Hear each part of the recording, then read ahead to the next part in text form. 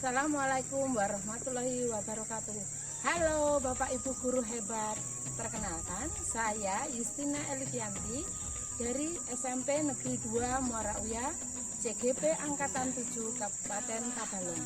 Pada kesempatan kali ini, saya akan menampilkan tentang budaya positif sekolah yang dilaksanakan di sekolah kami. Selamat menyaksikan.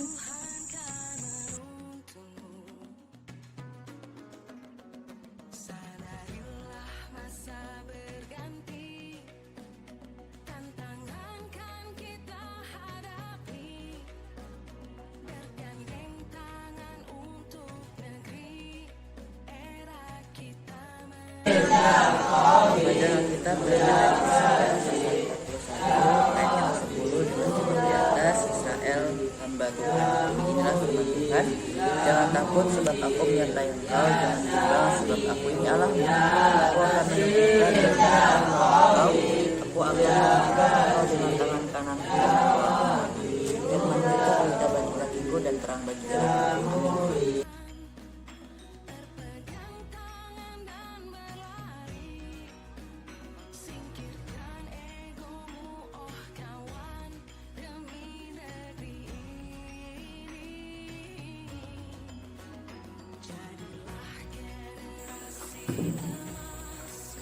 Assalamualaikum warahmatullahi wabarakatuh. Saya akan membacakan susunan acara diseminasi modul 1.4 Budaya Positif Sekolah Calon Guru Penggerak Angkatan 7 Kabupaten Tabalong, SMP Negeri 2 Muara Uya, tanggal 31 Januari 2023. Acara yang pertama yaitu pembukaan. Marilah acara ini kita buka dengan mengucapkan kata Bismillahirrahmanirrahim. Acara yang kedua yaitu sambutan dari Bapak Kepala Sekolah untuk Bapak Agus Ardianto, dipersilakan. Assalamualaikum warahmatullahi wabarakatuh.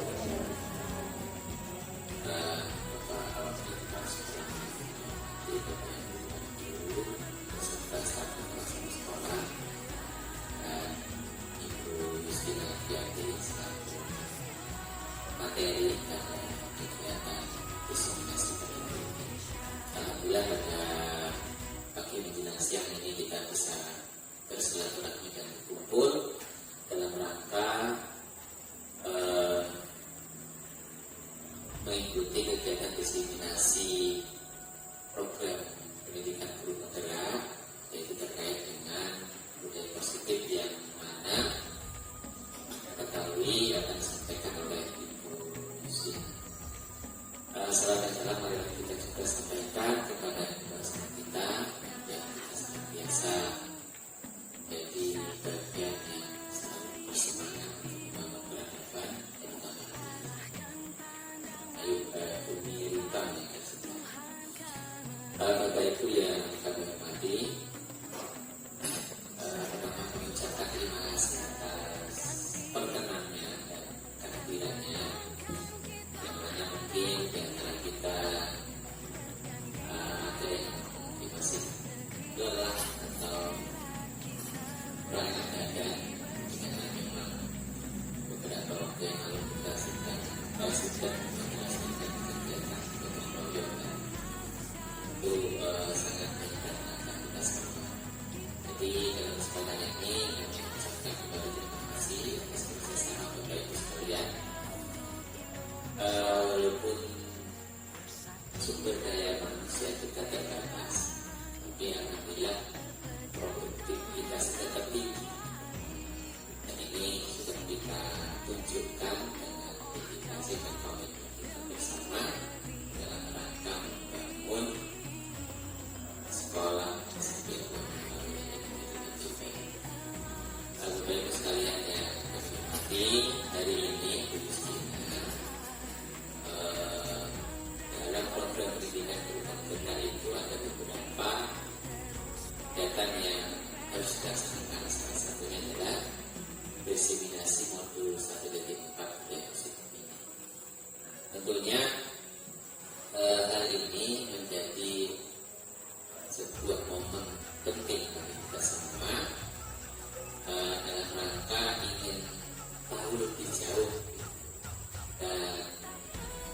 diskusikan lebih dalam bagaimana bentuk program-program, bentuk kebiasaan yang akan Bu Justina dapatkan dalam materi pendidikan guru penggeraknya, dan kita bisa implementasikan semua. Apalagi yang kita tahu bahwasanya Merdeka Belajar ini memuat beberapa pemahaman mungkin bisa dikatakan baru atau pemahaman lama yang sudah mulai kita lupakan terkait pendidikan. Jadi sekali lagi Bapak Ibu, kita sama-sama berkomitmen bahwasanya apapun yang kita lakukan di sekolah ini semuanya bermuara kepada anak-anak kita untuk kebaikan-kebaikan mereka. Jadi kita diskusikan dan sama-sama nanti kita cermati terkait dengan budaya-budaya positif yang mana ini adalah hasil dari diskusi dari positif. Itu saja mungkin yang bisa kami sampaikan. Sekali lagi kami mengucapkan terima kasih atas dari Bapak Ibu sekalian, dan mohon dukungannya kita semua terhadap penyelesaian program pendidikan yang diikuti oleh anak kita. Nah, kita juga patut bersyukur buat yang dia sudah menyelesaikan programnya selama 11 bulan. Ada kan molor 9 jadi 11 bulan, dan mohon nanti juga Bahagia bisa bersama-sama bekerja sama dengan Bu Justina, karena beliau berdua yang ada di dalam program nanti bisa mendiskusikan dan membersamai kita supaya program yang dia dapatkan dalam program pendidikan guru penggerak bisa kita laksanakan dan kita manfaatkan semaksimal mungkin. Itu saja yang bisa kami sampaikan. Saya mohon maaf. Kami akhiri. Assalamualaikum warahmatullahi wabarakatuh.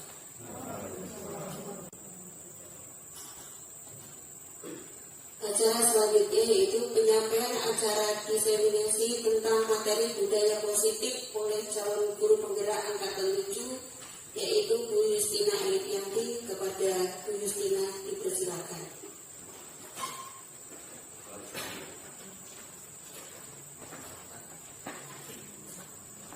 Assalamualaikum warahmatullahi wabarakatuh. Terima kasih pembawa acara.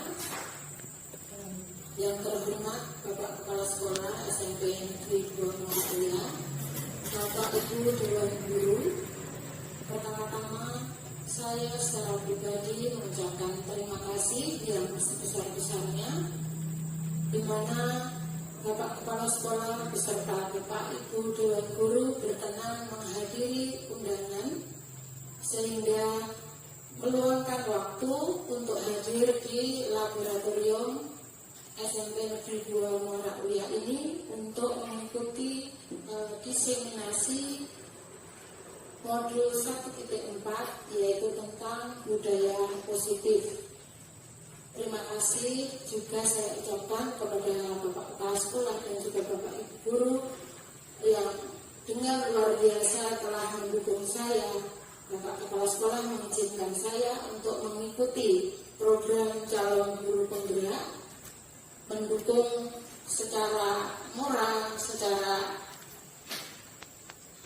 semuanya lah. Banyak yang didukung dari Bapak Ibu Guru dan juga Bapak Kepala Sekolah yang diberikan kepada saya, sehingga alhamdulillah sampai saat ini saya sudah berhasil untuk mengikuti modul sampai modul 1.4 dengan lancar, dan harapannya saya pribadi nantinya bisa mengikuti pendidikan program guru penggerak angkatan 7 ini sampai selesai. Baiklah, untuk selanjutnya kita akan memasuki pada materi, dan sebelum masuk ke materi saya akan mengajak Bapak Ibu Guru dulu, dan di sini posisi saya sharing. Jadi dalam diskusi kita ini saya sangat mengharapkan nanti saran dan juga bimbingan dari teman-teman. Ya, ketika kita berbagi, kita bicarakan yang mana apa yang baik untuk sekolah kita. Baik, kita akan masuk ke materi. Jadi mari kita kembali mengingat ya apa itu pendidikan, dan saya sampaikan di sini pendidikan menurut Ki Hajar Dewantara. Jadi pendidikan itu adalah daya upaya untuk memajukan bertumbuhnya budi pekerti, kekuatan batin, kemudian karakter, pikiran, intelek, dan tubuh anak dalam rangka kesempurnaan hidup dan keselarasan dengan dunianya. Menurut Ki Hajar Dewantara, pendidikan itu juga membentuk manusia yang berbudi pekerti, berpikiran pintar, cerdas, dan bertubuh sehat.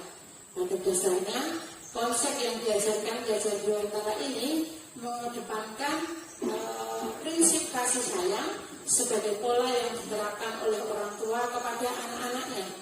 Di sini jadi pola asuh dan juga asih begitu. Kemudian selanjutnya menurut Ki Hajar Dewantara juga bahwa kita ini guru itu diibaratkan sebagai seorang petani yang memiliki peranan penting untuk menjadikan tanaman subur dan memastikan bahwa tanah serta tumbuhan itu tumbuh dan medianya dalam keadaan baik, sehingga yang ditanam dapat tumbuh dengan baik. Kemudian menurut Ki Hajar Dewantara, ya, tanggung jawab seorang pendidik ini ya sama persis dengan seorang petani. Ya, petani itu kan menanam padi hanya dapat menuntun tumbuhnya padi dengan cara memperbaiki kondisi tanah, kemudian memeliharanya, memupuknya, dan memberi air serta membasmi jika ada serangga ataupun gulma di sekitarnya agar tidak mengganggu tumbuhnya tanaman padi. Jadi dalam perumpamaan ini, petani itu tidak bisa menumbuhkan tanaman padi berubah menjadi tanaman jagung, atau ketika petani menanam jagung nanti berubah menjadi padi. Kemudian intinya dari perumpamaan yang disampaikan oleh Ki Hajar ini bahwa kita hanya bisa menjaga, memupuk agar tanaman tersebut tumbuh maksimal. Nah, itulah gambaran pendidikan menurut filosofi Ki Hajar Dewantara. Berdasarkan uraian yang saya sampaikan tersebut, kita dapat menyimpulkan bahwa sekolah ini kita ibaratkan sebagai tempat untuk bercocok tanaman, sehingga seorang guru perlu mengusahakan supaya sekolah mempunyai budaya yang positif, menjadikan sekolah sebagai lingkungan yang menyenangkan, aman, nyaman untuk bertumbuhnya, serta dapat menjaga, melindungi murid kita dari berbagai gangguan yang tidak baik atau kurang bermanfaat, ya, sekiranya yang bisa mengganggu potensi tumbuhnya kembang anak. Jadi kita harus menjaganya sebagai pendidik. Tugas kita menjaga seperti seorang petani menjaga tanamannya. Apa yang dirasa diperlukan untuk tanaman tadi. Ingat kembali tugas kita sebagai seorang pendidik.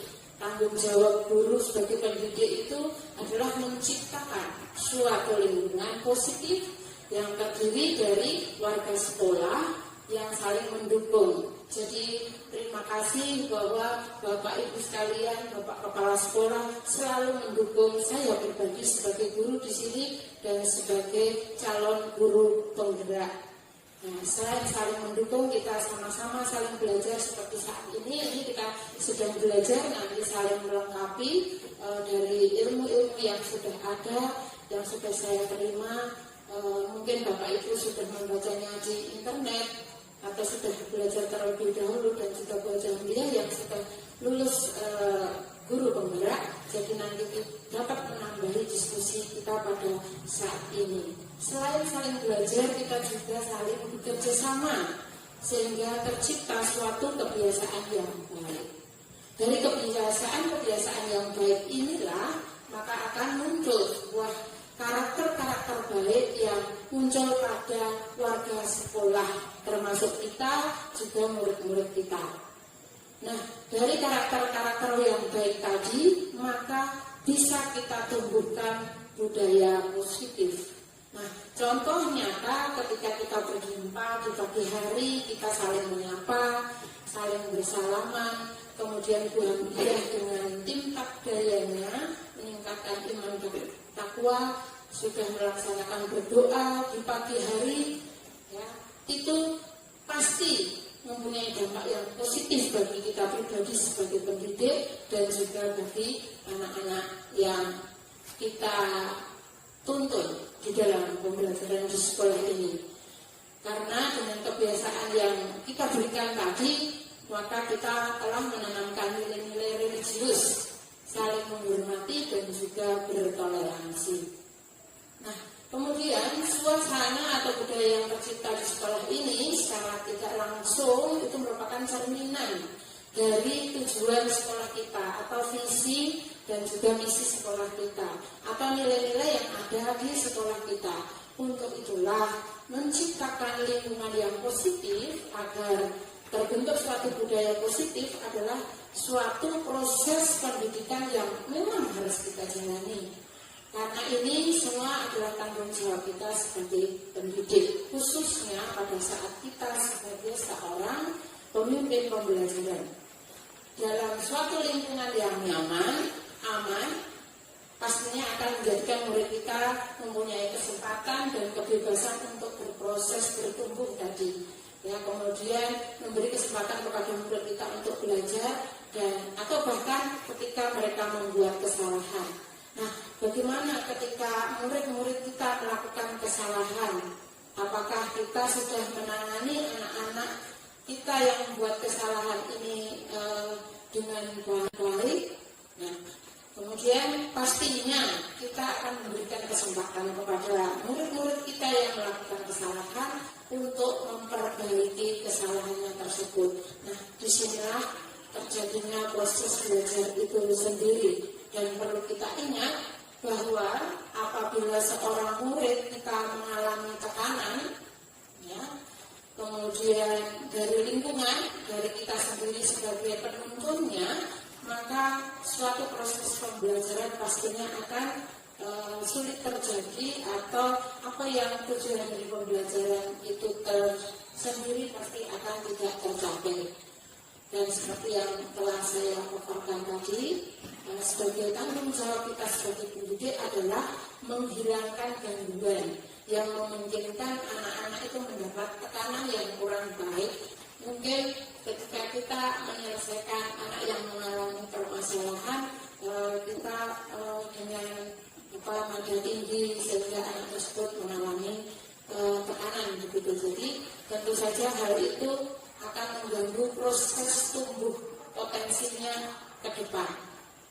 Nah, pada hari ini saya akan mendiseminasikan pemahaman tentang materi budaya positif yang saya terima dalam pendidikan calon guru penggerak. Di sini saya sharing Bapak Ibu, jadi mohon nanti diskusi kita saling berbagi saja. Saya tidak menggurui begitu. Baik, beberapa materi yang akan kita diskusikan pada saat ini salah satunya adalah paradigma perubahan.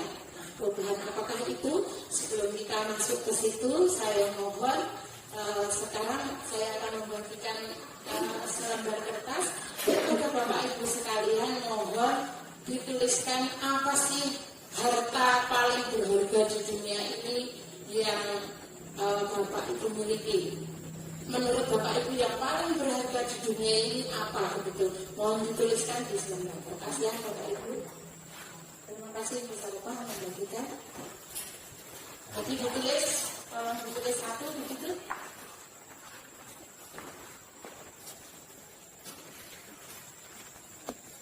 Nah, tolong tuliskan Bapak Ibu. Nah, setelah menuliskan harta yang paling berharga di dunia ini menurut Bapak Ibu masing-masing, Pak Ibu kurang ya?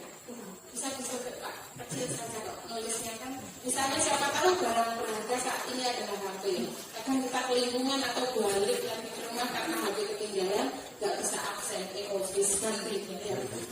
Gitu ya. Jadi harus ya boleh terserah kalau itu silakan ditulis. Sudah, tolong dilipat dan digenggam Bapak Ibu. Genggam. Ya.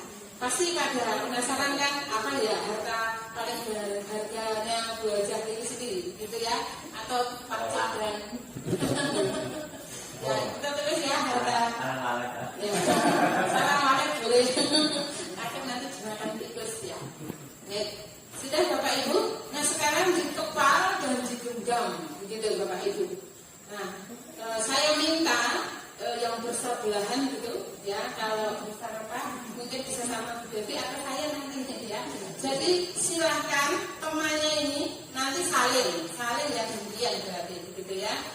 Tolong berusaha membuka kepalanya, penasaran nih pengen tahu nih Pak Agus nih Bapak Kepala Sekolah nih apa sih harta, apakah istri tercintanya yang paling berharga atau mungkin anaknya atau apapun itu. Jadi tolong nanti yang di sebelahnya membuka, boleh dibujuk, boleh diitik-itik ya. Yang penting bisa membuka atau enggak ya, terserah saja nanti apa yang terjadi. Monggo silakan. Silakan Bapak Ibu, Pak Cep dan Kawit kepal gini, kertasnya tadi Pak Cep yang berusaha buka. Bisa enggak Pak Cep membuka kertasnya tadi? Yang juga, yang Bapak Ibu enggak. Ya, silakan. Pak Cep sama belum ya. atau yang ini Buka diraih boleh Bu, kalau saya ya boleh ya digenggam gini kalau kelihatan bisa diambil Pak ya. Kemudian Ibu Dewi yang mungkin mau Bapak atau Ibu Dewi sama Bunda Aisyah ya, dibuka rumah, dibuka. Bisa nggak buka kepala Ibu Dewi? Ya, ini boleh. Ya. Yang digenggam ini Bu Dewi, tangannya biar dipegang Bunda. Ya, ya, banyak sampai dipegang Bunda. Bisa nggak? Bu Dewi, punya baju dipegang, dibuka tangannya. Coba buka tangannya bisa nggak? Buka bisa nggak? Bisa nggak? Buka pakai bisa buka paketnya, pakai buka salah satu.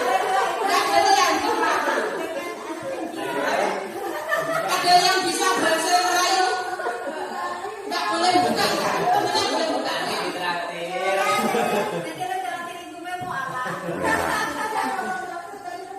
Iya. Ya, ada yang berhasil? Ya, baik. Berarti gagal semua kan ini ceritanya. Ya, baik. Ya, oh ya. Sekarang tolong berikan alasannya, Bapak Ibu.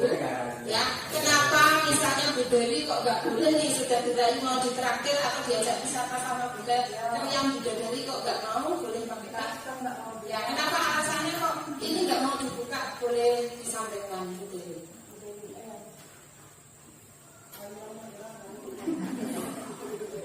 Ketiga-tiganya harta yang paling berharga. Ya. Ini harus disebutkan isinya. Boleh juga. Tapi kenapa Bu Dewi alasannya kenapa tidak mau menampilkan atau memberikan kepada Bu Meli tadi untuk diketahui alasannya? Karena ini kan harta yang paling berharga yang perlu miliki, dan kalau jangankan orang yang ngambil, ketika kita kehilangan aja pasti itu sangat berat. Oh begitu ya. Apalagi kalau orang yang ngambil, karena ini kan tidak bisa diambil oleh orang dan ya kita miliki. Ya. Begitu ya Bu Dewi. Baik, terima kasih. Itu alasan Bu Dewi ya, karena Bu Dewi memang tidak mau ini ada yang tahu tentang barang berharga ini dan tidak mau membagi kepada orang lain tentang harta itu sendiri. Ada yang lain mau berpendapat tadi? Ada yang terbuka nggak tadi? Nggak ada ya. Oke, menurut Bu Dewi Menurut saya, memang harta yang paling berharga itu adalah sesuatu yang harus saya pelihara, saya rawat. Bahkan orang untuk meminta pun itu tidak dibolehkan sama sekali. Karena itu adalah merupakan aset yang sangat memacu untuk diri saya bisa berkembang, memacu untuk keluarga saya bisa berkembang, dan sebagainya. Jadi kalau saya ibaratnya kalau dagang itulah ibaratnya apabila rahasia kita diketahui orang, maka dagangan kita akan tidak laku. Begitulah jadinya bagaimanapun saya akan memelihara, merawat dan melindungi harta saya tadi supaya saya bisa berkembang, keluarga saya juga bisa berkembang. Baik, terima kasih. Kita beri tepuk tangan dulu untuk Bu Mulia dan juga Bu Dewi yang sudah memberikan pendapatnya kenapa tidak membuka kasih tangannya itu. Baik, sebenarnya permainan kita tadi atau simulasi yang kita lakukan tadi, kita mau masuk ke teori kontrol Bapak Ibu. Ya, jadi di sini perubahan paradigma di sini sama. Ketika seorang murid itu kita kontrol, seolah-olah pendidik ini kan mengontrol murid. Nah, masuk tepat waktu. Nah, sebenarnya murid itu juga tidak bisa kita kontrol, Bapak Ibu. Kalau kita seolah-olah bisa menjadi pengontrol, itu adalah cuma ilusi yang tidak nyata. Jadi ilusi seorang guru bahwa kita itu bisa mengontrol murid. Kemudian bahwa kritik membuat orang merasa bersalah, dapat menguatkan karakter. Kemudian juga ada ilusi bahwa semua penguatan positif efektif dan bermanfaat. Ada juga bahwa ilusi bahwa orang dewasa itu memiliki hak untuk memaksa. Ternyata kita itu sebagai pendidik kan semua orang dewasa nggak bisa kita memaksa kepada seorang anak, yaitu murid-murid kita. Jadi yang bisa mengontrol itu adalah dirinya sendiri, begitu ya. Jadi makna disiplin tadi ya, bahwa belajar kontrol diri dengan menggali potensi kita agar mencapai tujuan yang mulia, yaitu sesuatu menjadi seseorang yang kita inginkan berdasarkan nilai-nilai yang kita hargai. Nah, nilai-nilai yang kita hargai nanti itu tertuang dalam kebajikan, nilai-nilai kebajikan universal. Nanti saya akan tampilkan. Jadi semua perilaku mempunyai tujuan. Kemudian kita akan masuk ke teori motivasi. Kemudian kelima, posisi kontrol kita ketika kita mengontrol murid tadi biar tidak memaksa begitu, biar terjadi menang-menang semuanya, mengembalikan kepercayaan murid, dan juga kita akan mendalami kebutuhan dasar manusia. Semua didasari karena kebutuhan dasar manusia. Begitu. Nah, di sini nilai-nilai kebajikan universal yang kita pahami ini lintas suku, lintas agama. Jadi semua masuk. Namanya universal berarti berlaku untuk umum, tidak untuk golongan tertentu. Jadi nilai-nilai kebajikan yang diajarkan di sekolah di Indonesia khususnya itu yaitu nilai-nilai kebajikan yang ada dalam profil pelajar Pancasila. Yang pertama itu adalah beriman, bertakwa kepada Tuhan Yang Maha Esa dan berakhlak mulia. Kemudian mandiri, bernalar kritis, berkebinekaan global, bergotong royong, juga kreatif. Kemudian kita kembali ke teori motivasi perilaku manusia tadi, bahwa manusia melakukan sesuatu seperti yang kita lakukan tadi itu pasti ada alasannya. Ya, kemudian di situ ada yang memotivasi. Nah, motivasi itu ada dua, yaitu motivasi eksternal dan juga motivasi internal. Nah, kita lihat murid-murid kita ketika melakukan sesuatu, apakah murid kita itu dipengaruhi oleh motivasi eksternal atau motivasi internal. Kita bisa lihatnya di sini, Bapak Ibu. Jadi biasanya kita melakukan sesuatu itu untuk menghindari ketidaknyamanan. Saya kalau nggak berangkat, enak gak ya sama ibu itu, misalnya, nggak enak kalau nggak datang nanti diusin gimana gitu, misalnya seperti itu. Nah, mudah-mudahan Bapak Ibu tidak karena ini ya.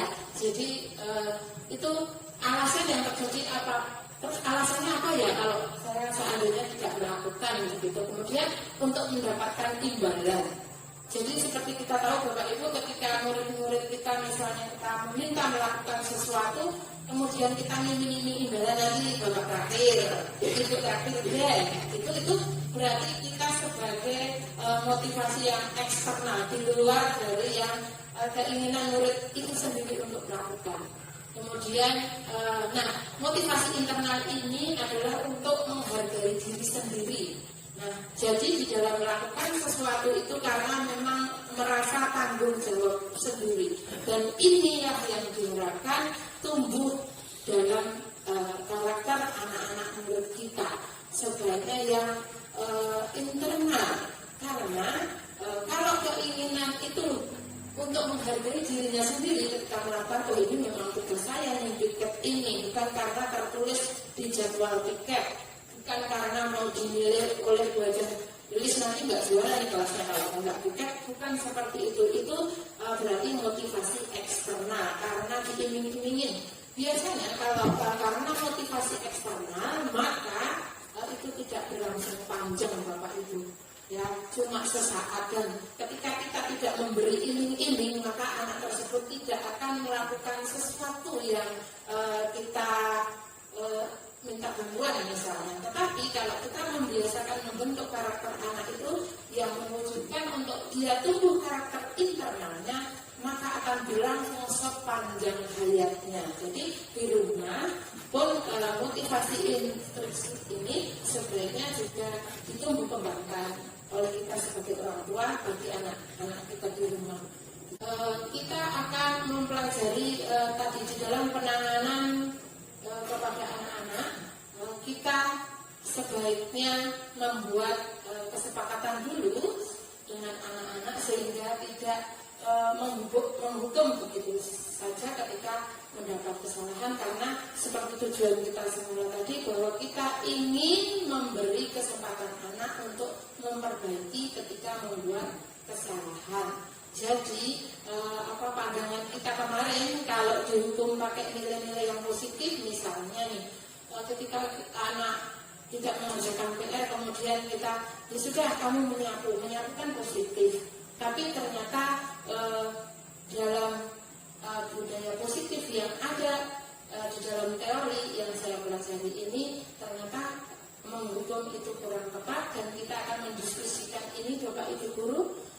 Jadi kalau kita menghukum itu kan refleks otomatis, nggak jelas hukumannya. Maka bagaimana kamu buang sampah dan sebagainya. Tapi kalau kita sebelumnya memberikan kesepakatan dulu, kita membuat kesepakatan di dalam kelas maupun di sekolah berdasarkan dari tata tertib, maka ada sebuah konsekuensi yang sudah disepakati, itu tidak masalah. Jadi sebagai pendidik mari pasti sudah dikatakan oleh Bapak Ibu Guru, tapi kita kembali belajar di sini. Mari kita coba membedakan saya ini tindakan yang seperti ini hukuman atau konsekuensi. Jadi di sini silakan Bapak Ibu lihat apakah hukuman atau konsekuensi saja. Tidak usah dijelaskan dulu. Yang pertama di situ, siapa yang mau mengomentari kalimat pertama? Boleh, Bu Dewi silakan. Ibu bilang saja itu hukuman atau konsekuensi, gitu ya, Bu Dewi.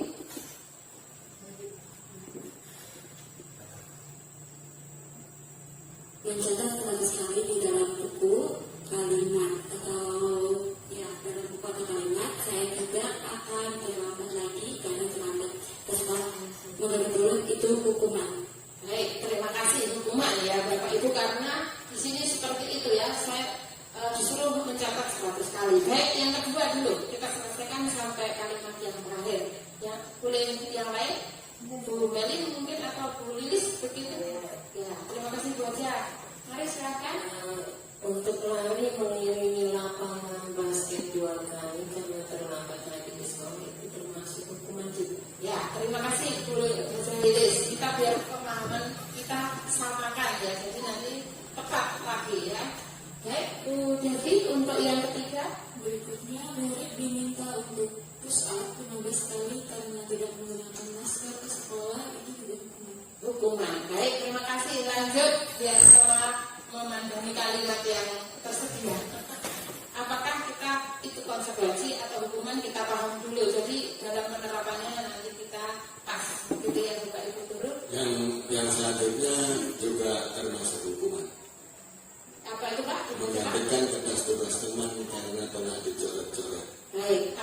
setuju semua kalau menggantikan kertas tugas teman yang dicoret-coret. Coba kita renungkan dulu, apakah setuju dengan Pak Cipto itu merupakan hukuman? Pak setuju apa enggak? Itu konsekuensi. Oh, itu konsekuensi ya. Ini di sini di kelas ya. Di kelas jadi mungkin sudah janjian, sudah janjian. Nah, bukan janjian, sudah ada kesepakatan dalam kelas bahwa bagi yang merusak atau mencoret atau mengambil buku teman-teman maka harus mengembalikan. Baik. Dan ini ternyata konsekuensi ya. Baik, selanjutnya Pak Win, ada lagi masih di situ? Membersihkan tumpahan air di meja, tulis dan tersenggol pada saat belajar. Itu konsekuensi. Ya, konsekuensi. Baik, masih ada di situ? Masih ada, boleh di pembawa acara mau itu juga?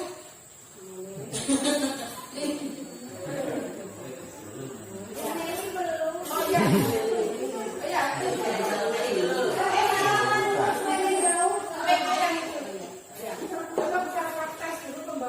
Mungkin disuruh untuk mengenakan sepatu seharian di sekolah karena tidak mengenakan sepatu hitam. Itu termasuk hukuman. Ya, termasuk hukuman. Tepuk tangan untuk pembahasan budaya positif yang tercipta di dalam sekolah kita.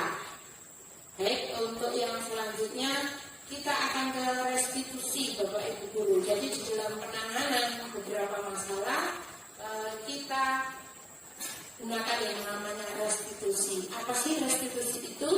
Nah, di sini restitusi itu adalah suatu proses, yaitu menciptakan kondisi bagi murid-murid kita untuk memperbaiki kesalahan yang mereka lakukan. Jadi mereka bisa kembali kepada kelompok mereka dengan karakter yang lebih kuat. Maksudnya jadi tidak down, ya, kan merasa tidak diperolokkan lagi sama teman-temannya. Nah, restitusi juga merupakan proses kolaboratif yang mengajarkan kepada murid kita untuk mencari solusi. Jadi ketika melakukan kesalahan itu tidak, sudah kamu begini. Nah, itu kan berarti kita yang memberi solusi. Jadi ketika kita menangani masalah yang ada pada anak-anak, maka kita minta anak-anak tersebut untuk bisa menyelesaikan masalahnya sendiri. Maka mereka akan menjadi lebih percaya diri dan menjadi mempunyai karakter yang lebih kuat dari sebelumnya. Ketika melakukan kesalahan maka bisa memperbaiki dengan solusi yang mereka temukan sendiri. Dan dengan restitusi kita bisa membantu murid untuk berpikir tentang orang seperti apa sih yang akan mereka inginkan suatu saat nanti dan bagaimana mereka harus melakukan orang lain. Jadi nilai-nilai kebajikan yang tadi sudah saya sampaikan bisa terhubung di sini, yaitu biar bisa mereka menghargai diri sendiri, menghargai orang lain termasuk teman dan juga guru, Bapak Ibu. Di sini identitas gagalnya bagaimana, identitas suksesnya bagaimana dari hukuman dan juga disiplin, tadi ada konsekuensi, juga ada restitusi, itu seperti apa? Begini ya, jadi ketika hukuman tadi sesuatu yang menyakitkan terjadi. Kalau konsekuensi kan memang ya harus dijalani karena sudah disepakati bersama. Nah, kalau restitusi itu nanti menawarkan sebuah pilihan. Nah, kemudian kalau di identitas gagal lagi, kalau hukuman itu kan murid tidak nyaman. Ya, dalam waktu yang lama begitu, dalam jangka panjang. Nah, di dalam konsekuensi kadang kita mengabaikan perasaan korban, yaitu murid sendiri. Dan kemudian kalau restitusi itu korbannya mendapatkan ganti dari rasa percaya diri yang kita bantu untuk menumbuhkan kembali. Kemudian murid akan tersakiti, ya. Kalau dengan konsekuensi sebenarnya murid itu tidak nyaman. Nah, kalau kita memecahkannya pakai restitusi, nanti maka masalah akan terpecahkan dengan baik. Kemudian murid juga akan lebih bertanggung jawab. Murid akan fokus pada pemecahan masalahnya dan murid akan meyakini. Tadi misalnya di kelas sudah ada keyakinan jelas, maka tinggal ditanyakan saja apa yang kamu tidak sesuai dengan keyakinan kelas, maka dia akan menjawab dan bisa mengemukakan sendiri apa yang harusnya dia lakukan untuk memperbaiki kesalahannya. Begitu kalau dengan restitusi ya, murid atau anak akan menghormati diri sendiri dan juga orang lain tadi. Nah, ciri-ciri dari restitusi Bapak Ibu di sini ya, yaitu bisa untuk menebus kesalahan, ya, untuk belajar dari kesalahan, memperbaiki hubungan dari yang korban yang disalahkan dan yang membuat kesalahan tadi, ya, kemudian merupakan tawaran dan bukan paksaan. Kemudian juga restitusi itu menuntun untuk melihat ke dalam diri. Dengan restitusi juga kebutuhan dasar manusianya akan terpenuhi dengan baik. Kemudian dengan restitusi itu cara yang paling baik. Dengan restitusi juga karakter bukan tindakan. Ya, fokusnya ke karakter. Baik, kita lanjut tadi yang saya sampaikan yang mendasari semua, anak itu membuat kesalahan ternyata Bapak Ibu terkadang karena salah satu kebutuhannya tidak terpenuhi. Nah, mari kita sama-sama kembali ke mengingat kebutuhan dasar manusia itu apa saja sehingga kita nanti bisa mengaitkan ke posisi kontrol yang akan kita ambil. Jadi yang pertama pasti ya, kebutuhan dasar manusia itu adalah bertahan hidup. Ya. Kemudian ada penguasaan, kemudian kebebasan, kesenangan, rasa kasih sayang, dan rasa bisa diterima. Nah, ketika kelima kebutuhan dasar ini terpenuhi, maka biasanya anak tidak akan mencari-cari untuk membuat kesalahan atau kesalahan secara sengaja dan tidak sengaja gitu. Karena anak iseng melakukan kan karena mau merasa bisa atau mau merasa bebas nih. Nah, ya kenapa kamu kok bersenandung saja sih di dalam kelas ketika ibu menjelaskan misalnya itu sebenarnya dia itu ingin merasa bebas begitu ya. Ya, perhatian itu menunjukkan minta rasa kasih sayang sebenarnya. Kadang kita gemes gitu ya Bapak Ibu, tetapi ternyata kita harus mengontrol anak-anak ini dengan beberapa cara yang akan kita lihat di sini. Jadi posisi kontrol kita Bapak Ibu di dalam membersamai anak-anak ini ada 5 posisi kontrol, ya.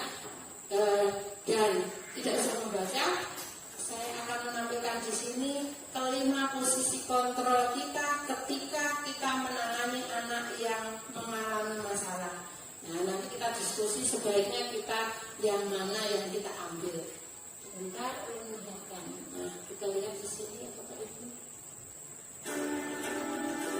Silakan disaksikan, Bapak Ibu. Ada posisi penghukum. Ini ceritanya begini ketika anak melakukan sesuatu.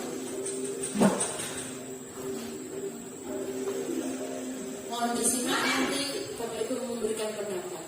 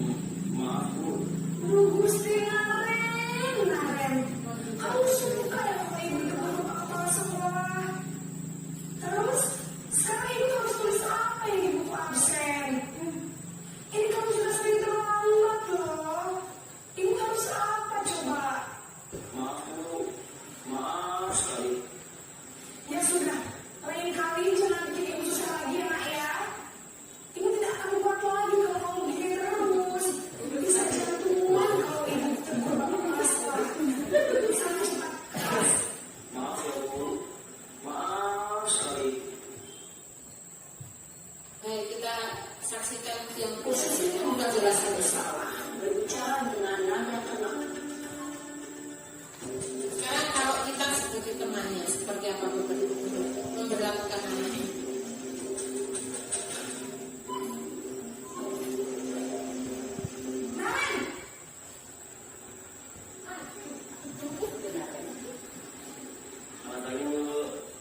Wah, sudah jam berapa ini nak? Terlambat lagi ya sayang. Habis saya lupa bawa kelas saya Bu.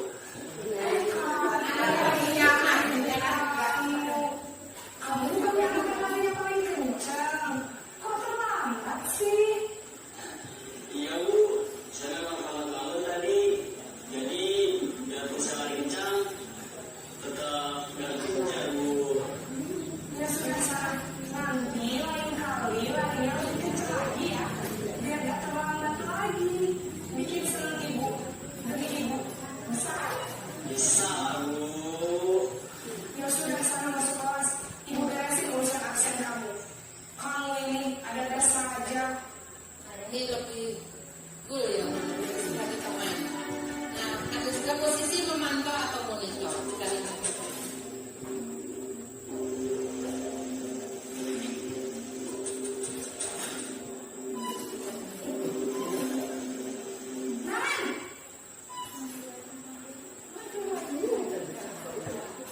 Salam pagi Bu.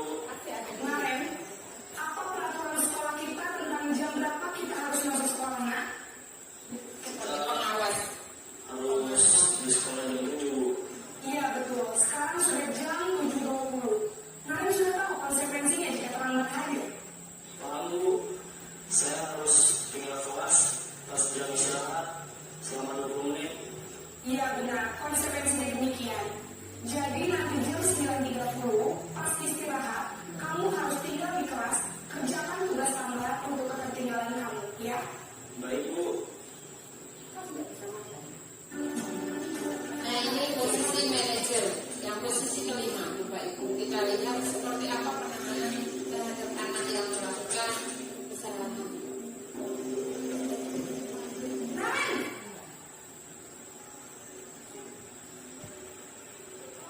Selamat pagi Bu. Selamat pagi Naren. Maaf Bu, saya terlambat. Iya, sekolah masuknya jam 7, sekarang sudah jam 7.20. Jadi sekarang bagaimana ya, Naren? Maaf Bu, saya lupa alarm saya semalam. Baiklah, menurut kamu, keyakinan sekolah yang mana yang perlu kamu tingkatkan? Menghargai diri sendiri dan orang lain mungkin ya Bu. Setuju.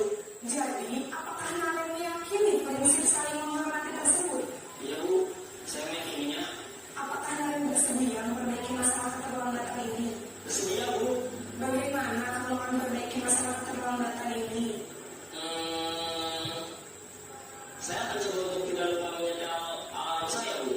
Baik, kalau Naren lupa menyetel alarm di rumah, ada orang yang kira-kira bisa bantu mengingatkan tidak?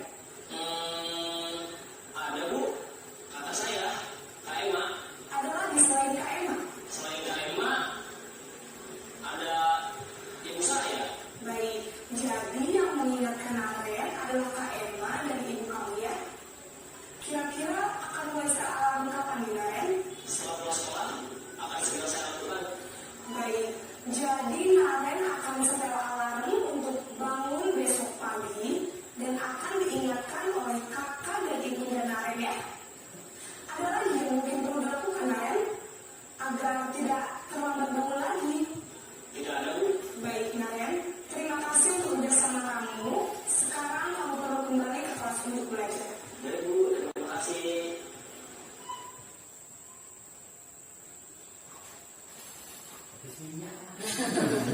Baik, Bapak Ibu. Itu tadi 5 posisi kontrol. Nah, selama ini sebelum mengikuti pendidikan calon guru penggerak, saya pribadi lebih banyak sebagai penghukum, Bapak Ibu. Jadi Bapak Ibu sendiri nanti bisa merasakan tindakan mana yang sudah dilakukan selama ini, dan kita berharap bersama-sama setelah menyaksikan posisi kontrol ini, kita mau ambil posisi yang mana. Terus terang saya banyaknya sebagai penghukum ketika belum belajar, karena memang belum mengetahui ini tadi bagaimana cara mengontrol murid yang baik. Terus terang saya pribadi memang belum tahu caranya. Jadi menurut saya kalau menghukum dengan hal-hal yang positif itu sudah the best gitu, sudah wah ibu guru yang baik. Ternyata yang saya lakukan secara pribadi ketika menangani anak itu tidak pas. Nah, bagaimana pendapat Bapak Ibu, apa yang Bapak Ibu rasakan selama ini, posisi kontrol mana yang telah Bapak Ibu lakukan? Mungkin ada yang mau sharing pengalaman begitu. Apakah sama dengan saya banyak menghukumnya, atau sudah mungkin tanpa kita sadari ternyata kita sudah mengambil posisi teman ataupun bahkan sudah sebagai manajer. Monggo silakan Bapak Ibu yang mau sharing pengalamannya. Saya tunggu. Silakan, ini kebetulan Ibu membawa acara guru BB. Silakan Bu. Terima kasih atas kesempatan yang diberikan. Untuk itu saya mungkin sudah menerapkan yang seperti teman tadi ya Bu Istu ya. Soalnya saya guru BK itu tidak boleh menghukum, akan tetapi kita lebih mengerti bagaimana anak itu untuk mengatasi masalahnya. Kalau kita menghukum berarti itu bukan guru BK kalau sekarang ya. Harus sayang, harus lemah lembut cara menanganinya supaya anak itu bisa menurut atau bisa meningkatkan masalahnya sendiri. Akan tetapi kita sebagai guru BK biasanya mengambil siswa, kita tanyai dengan baik-baik apa masalah yang sedang dia rasakan. Kalau anak sekarang biasanya agak malu mengutarakan masalahnya. Kadang-kadang anak melalui chat pribadi dia bisa mengutarakan masalahnya, kita jawab, kita beri masukan, dia sendiri yang bisa mengentaskan masalah dia sendiri. Kita cuma memberi masukan yang positif kepada anak tersebut. Kemungkinan itu saja. Terima kasih. Baik, tepuk tangan Bapak Ibu untuk Bu Siti Harpa yang telah men-sharekan pengalamannya. Ada lagi yang ingin berbagi atau kita lanjut Bapak Ibu, kita lanjut ya. Jadi kelebihan di segitiga restitusi ini, kita langkahnya itu menstabilkan identitas tadi. Jadi menanyai apa yang dilakukan ya, kemudian menguatkan dengan ya berbuat salah itu manusiawi kok nak, nggak apa-apa, biar dia nggak takut untuk mengemukakan masalahnya begitu ya. Kemudian bapak juga dulu pernah begitu, nah atau bagaimana sehingga anak tadi kan stabil dulu, nggak ketakutan ketika kita menangani. Kemudian validasi tadi kebutuhan itu dengan cara ini bisa bertanya seperti ini, kamu bisa saja melakukan hal yang lebih buruk loh. Ya, tapi kamu tidak melakukannya kan? Nah itu biar di anak lebih mengemukakan lagi ya apa yang penting buat kamu dan sebagainya. Setelah memvalidasi, maka kita akan menanyakan keyakinan kelas yang sudah dibuat. Jadi anak itu oh iya ternyata saya melanggar ini, berarti saya bisa begini. Nah kan itu menyelesaikan masalah sendiri. Terima kasih tadi Bu Sarpa ketika menjadi seorang guru BP banyak sebagai mengambil posisi kontrol teman ya Bu ya. Ya, nah posisi kontrol sebagai teman memang bagus Bapak Ibu, tetapi kita bisa melihat jadi anak nanti bisa bergantung kepada satu orang guru. Jadi bisa jadi yang melakukan sebagai teman itu yang dibergantungi anak. Jadi dia akan nurutnya sama ibu itu saja karena sudah sebagai teman tadi. Jadi untuk biar bisa universal begitu, bisa untuk semuanya, maka sebaiknya kita mengambil posisi apa Bapak Ibu? Posisi yang tadi ditayangkan, ya, restitusinya mengambil posisi sebagai manajer, ya, posisi manajer, betul sekali, ya, posisi manajer. Nah di sini kemarin saya sudah mempraktekkan, tetapi ini cuplikannya saja. Di sini sudah ke validasi tentang ketika pertama menstabil.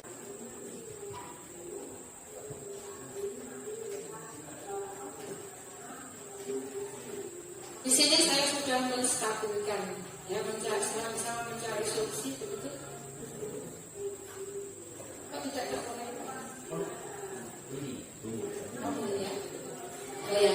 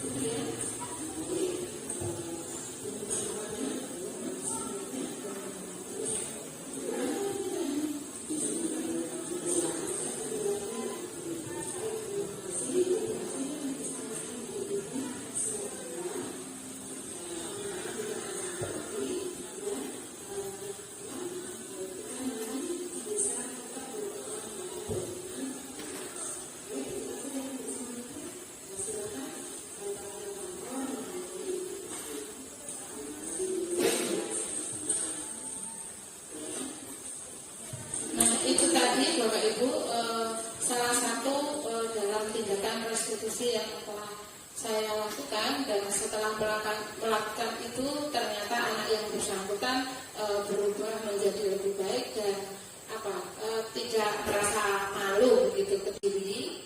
Setelah melihat ini, hal baru apa yang bisa merubah paradigma Bapak Ibu sekalian dari yang sudah saya paparkan tadi, kemudian perasaan apa yang muncul ketika mengikuti sesi diseminasi ini dalam memahami makna disiplin dan juga motivasi intrinsik yang ada pada murid-murid kita itu.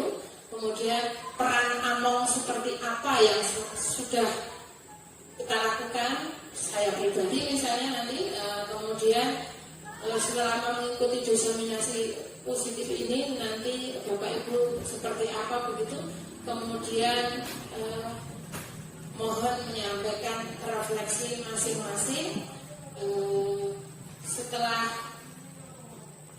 mengikuti pemaparan yang saya terima di pendidikan calon guru penggerak tadi seperti apa. Jadi untuk menutup kegiatan ini nanti silahkan Bapak Ibu memberikan refleksi. Siapa dulu Bapak Ibu yang akan merefleksikan tentang disiplin dan dalam rangka menciptakan budaya positif dan menanamkan karakter-karakter baik pada murid-murid kita. Silakan untuk merefleksikan dulu setelah melihat video dari yang sebelum dan sesudahnya. Ya, silakan ibu-ibu sendiri aja. Jadi silakan. Hal baru apa yang mengubah paradigma saya yang saya dapatkan? Nah, yang biasanya yang ulun melakukan itu yang sudah dicontohkan pada kegiatan itu ada posisi pembungkuk, posisi numpuk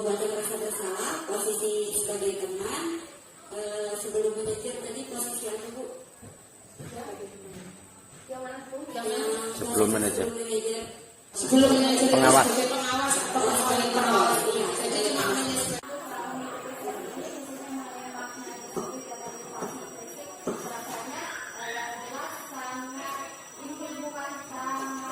boleh dibilang kayak gitu.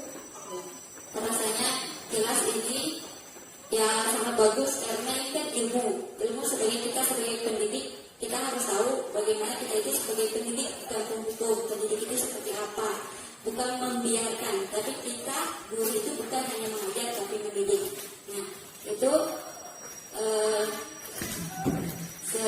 dan Ibu Yustin sangat memotivasi Ulut untuk budaya positif ini. Nanti semoga Ulut bisa meneruskan perjuangan Ibu Yustin juga dan belajar. Nah, jadinya di dalam budaya positif ini ya semua aset dari semuanya bergerak untuk mendukung budaya positif tadi. Itu mungkin ya istilahnya sebagai refleksi terhadap kegiatan kita pada hari ini. Dan semoga saja ke depannya ya kita mempunyai koordinasi yang terbaik lagi untuk memajukan sekolah kita. Karena sekolah ini adalah bukan hanya satu program ya, untuk seluruh program. Dan karena itu saja yang dapat mencapai. Baik, terima kasih Bu Dian atas tambahannya dan juga paparannya, sehingga betul sekali yang disampaikan tadi bahwa semua aset yang ada di sini baik itu guru, murid ya harus bahu-membahu untuk menciptakan budaya positif tadi. Terima kasih sekali lagi dan boleh tepuk tangan untuk Bu Dian. Baik, itu yang saya sampaikan. Terima kasih atas diskusinya yang sangat membangun. Terima kasih atas pertanyaannya dan kiranya acara diseminasi modul 1.4 tentang budaya positif saya akhiri sampai di sini dan saya kembalikan ke pembawa acara. Sampaikan pada saatnya acara yang terakhir yaitu penutup. Sebelum acara ini ditutup, saya selaku pembawa acara mohon maaf apabila ada kata-kata yang kurang berkenan. Wassalamualaikum warahmatullahi wabarakatuh. Waalaikumsalam warahmatullahi wabarakatuh. Assalamualaikum warahmatullahi wabarakatuh. Saya Agus Ardi, Kepala SMP Negeri 2 Muroya, mengucapkan terima kasih yang tak terhingga kepada Bu Yustina Elvianti yang sudah melakukan proses diseminasi modul 1.4 tentang budaya positif.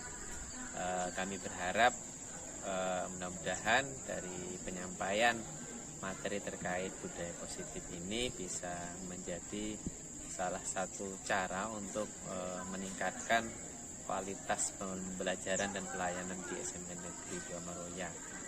Maju terus Bu Yustina Elvianti, semoga lancar proses pendidikan guru penggeraknya hingga akhir. Wassalamualaikum warahmatullahi wabarakatuh. Assalamualaikum warahmatullahi wabarakatuh. Saya teman sejawat Ibu Yustina Elvianti yang telah menyampaikan diseminasi 1.4 tentang budaya positif. Saya mengucapkan banyak terima kasih kepada Bu Yustina yang sudah menyampaikannya. Semoga bisa memberikan manfaat dan bisa kita laksanakan di SMP Negeri 2 Muroya ini.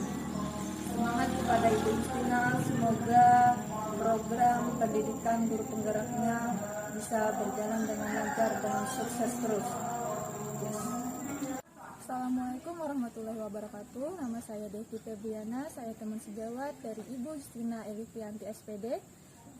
Terima kasih kepada Ibu Yustina yang sudah memberikan ilmu pengetahuan kami tentang diseminasi budaya positif 1.4 sebagai calon guru penggerak. Semoga lebih sukses lagi dan terima kasih kepada rekan-rekan sejawat yang sudah ikut dalam memberikan dorongan dan support kepada Ibu, support yang baik dan positif.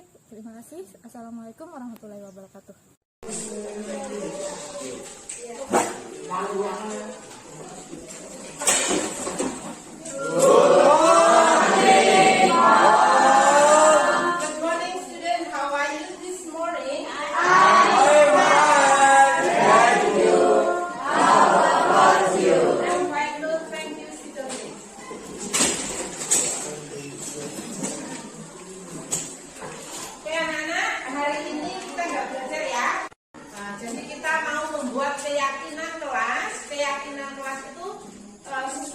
budaya positif yang kita terapkan biar kelas kita berjalan lebih baik sesuai dengan kesepakatan yang kita buat.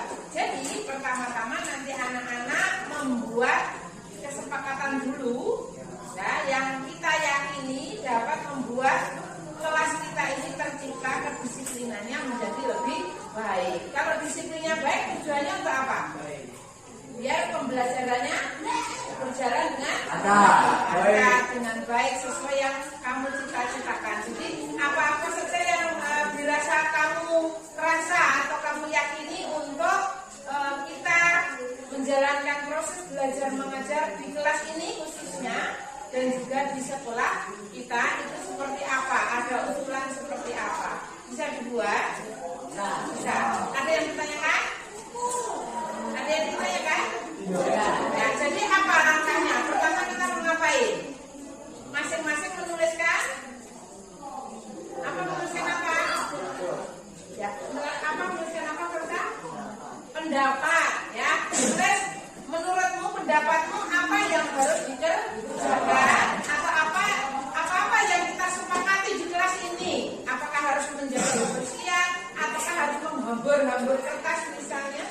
Bolehkah kita main-main cigel misalnya? Boleh ya? Nah, ya. Kemudian apakah kita perlu menjaga kebersihan? Apakah kita saling perlu bekerja sama seperti itu? Baik, Ibu membagikan kertasnya.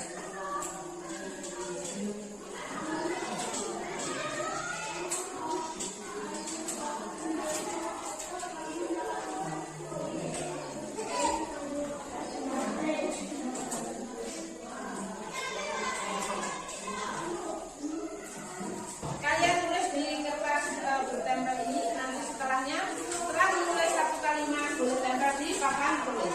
Berarti ya boleh, silakan. Usulannya 1 atau 2? Boleh 1, boleh 2 nak, silakan. Minimal 1.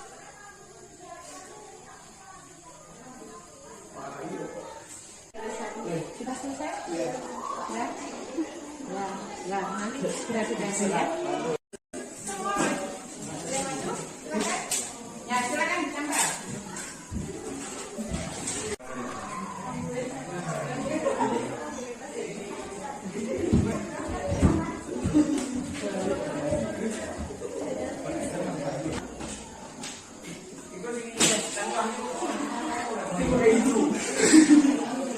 Baik, semua sudah membuat usulan untuk dibuat keyakinan kelas kita.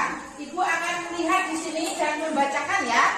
Membacakan 1. Menjaga kebersihan kelas. Jangan rasis kepada teman. Oh, jangan rasis ya. Sorry. Jangan rasis kepada teman. Betul sekali ya.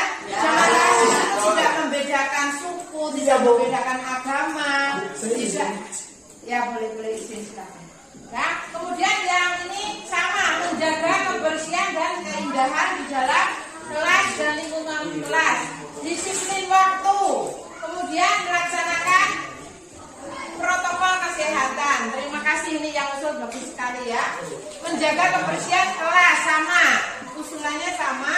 Tidak memakai spidol untuk hal yang nggak penting. Nah, ini bagus nih, penghematan. Ya, menjaga kebersihan lingkungan kelas, menjaga ajaran agama untuk kebaikan bersama, bagus. Ini sesuai dengan profil pelajar Pancasila. Usulannya bagus, ini kesepakatannya ya. Bekerja sama dalam menjaga kebersihan. Anak-anak kita kelompokkan usulan yang sama. Di sini menjaga kebersihan lingkungan. Ditulis ya keyakinan yang sudah kita sepakati tadi.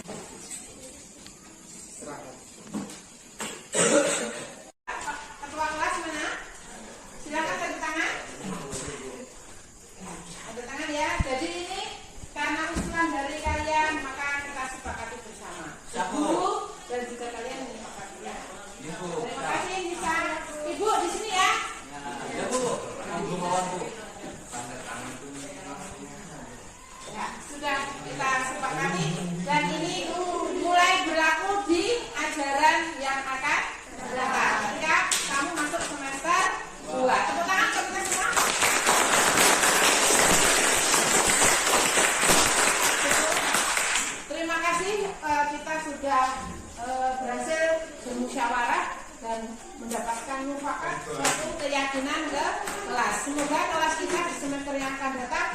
semakin kompak,